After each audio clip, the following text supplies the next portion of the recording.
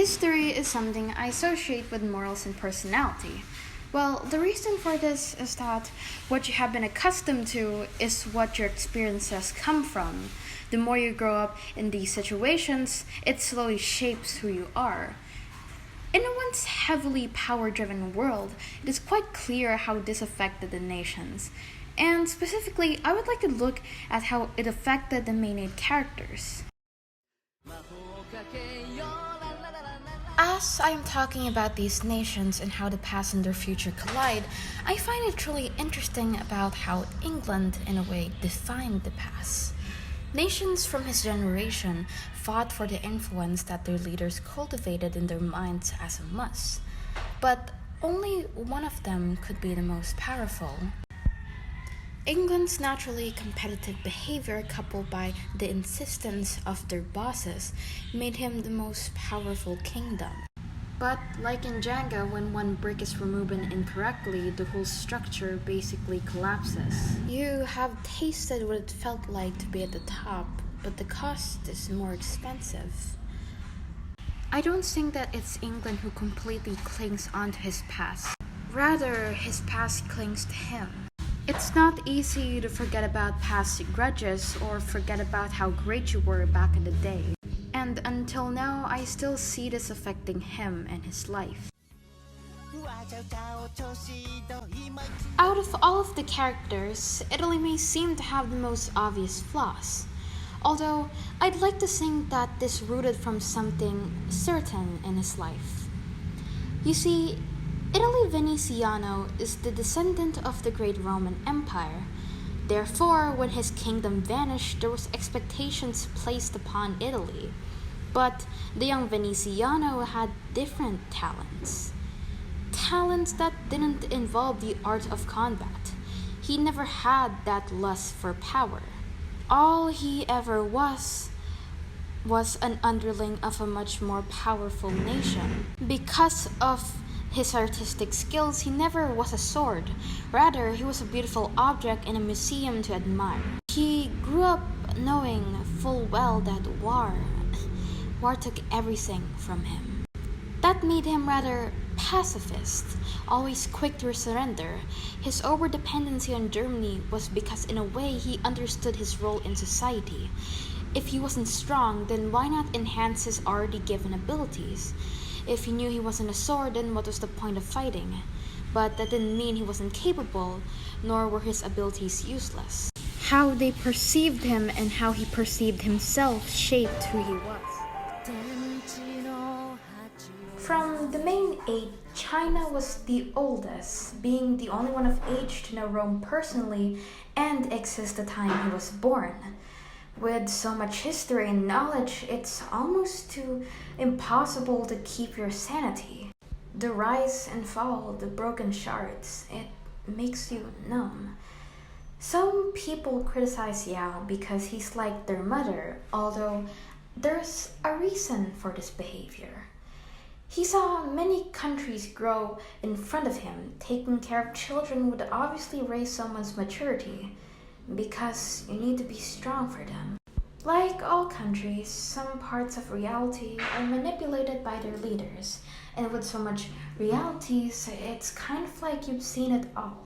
The past to him is bittersweet and nostalgic. It was long, and it formed scars that would never completely heal. Japan has a very complex history, and that's what makes the character interesting. Being under the influence of China, this restraint has caused him to want freedom like all of them. Even after his alleged freedom, though, his country was to be run by the rulers itself. This has also caused his country to undergo severe isolation, only to be opened by the eastern parts of the globe. There are many sides to his story. At the present day, the eastern nations had influenced him a lot, although this didn't mean he wasn't traditional in any sense. He frequently agrees with America and, to a greater extent, the East. His personality was shaped because of these two factors in his life. I don't mean that he isn't being himself, rather these influences made him who he was. There's also a chance that he may be pushed around, although he's very capable. There are expectations that his people and him would be peaceful, and in a way you could say he has many eyes on him. Japan is a country whose fatal flaws could be rather debatable, but it's still interesting to talk about. From when the light seeped into Germany's eyes, responsibility had been engraved in his mind, and up to this day it still hasn't left him. I sometimes realize that some personalities of people are also formed by what hasn't been expressed around them. If you feel that everyone around you is irresponsible, it's hard not being the pillar. For Germany, being the leader meant he was the one who handled stress. Besides his relationship between characters, there's really not much to know about Germany the character himself. So I think it would be great if he gets more individual character development.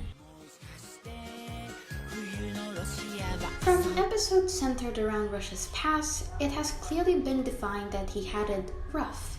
He wasn't powerful back then and other nations looked down upon him. I think from childhood, this mindset would affect him even in his older days. Because of how incapable he thought he was, it made sense on why he tried his best to strive for greater heights. In the process, some nations feared him because he had this cold aura. His isolation and interest on listening on the nation's chaos is some sort of justification for how lonely he is. And with some of his relationship with others and his want for a family only shows how his past ambitions greatly affected him.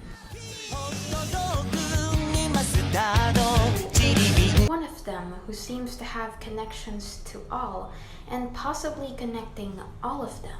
America was strong-willed from his days as an underling. He wanted freedom and his people to be under his guidance himself. He wanted this more than anything else.